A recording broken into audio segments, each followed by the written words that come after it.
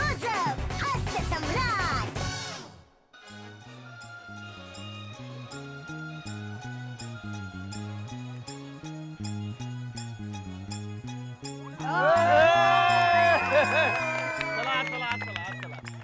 ही माझी बायको आहे आणि मी दौऱ्यावर जेव्हा जात असतो तेव्हा सगळं घर ही सांभाळते आणि मला पण सांभाळते।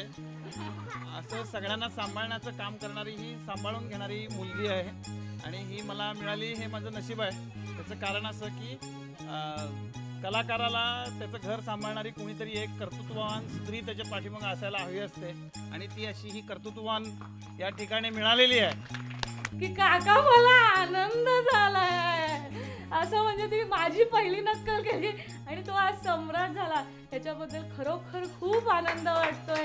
आम्हाला सर्वांना खूप आनंद आणि असा भाऊ तुम्हा आम्हा सर्वांना मिळावा अशी माझी ईश्वरचरणी प्रार्थना। त्यावेळेस इतके आनंद असे होते की आम्हाला त्यांना मुकुट घातलेलाच दिसला नाही। आम्ही तो आता क्षण टीव्हीवरच बघणार, सगळे डोळ्यात पाणी होतं, काहीही दिसत नव्हतं, आम्ही काहीच बघितलं नाही।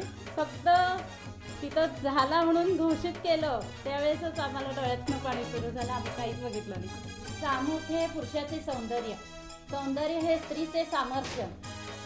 दीपकराव आज हास्य सम्राट झाले, नाव घेतील त्या प्रित्यर्थ। माझी जावई आहे म्हणून मला अतिशय अभिमान आणि फार कौतुक आहे। आम्हाला रत्न जावई मिळाला आहे आणि त्या मुलीचं भाग्य। माझा मुलगा म्हणजे दीपक हास्य सम्राट झाला। त्यावेळेला 11:30 वाजता तो फोन आला, त्यावेळेला माझी सून म्हणजे हास्य सम्राट झालं, कोण झालं काय सांगितलंच नाही। त्यामुळे छातीचे ठोके हे झालं, परंतु नंतर जोशी म्हणून आमच्या कॉलनीत आहेत, त्यांनी फोन केला आणि सांगितलं असं असं झालं आहे, तेव्हा आनंद झाला। महाराष्ट्रात जरी हास्य सम्राट असलो मी तरी सुद्धा कॉलेजमधला गंभीर सम्राट आहे। विद्यार्थी मला फार घाबरतात।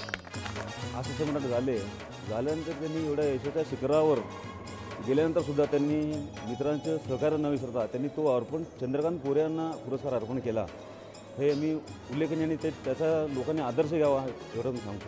एखादा व्यक्ती असा हसवणारा असेल तर तो हसवणाराच, किंवा एखादा व्यक्ती स्ट्रिक्ट असेल तो स्ट्रिक्टच राहतो, पण दोन्ही गुण सरांच्या स्वभावात आहेत आणि ते गुण एकदम कॉन्ट्रास्ट आहेत आणि ते मला खूप आवडतात। मला थोडीसुद्धा शंका वाटली नाही की हा पुरस्कार दीपककडून पुढे जाईल, कारण तो दीपकलाच पुरस्कार मिळणार होता।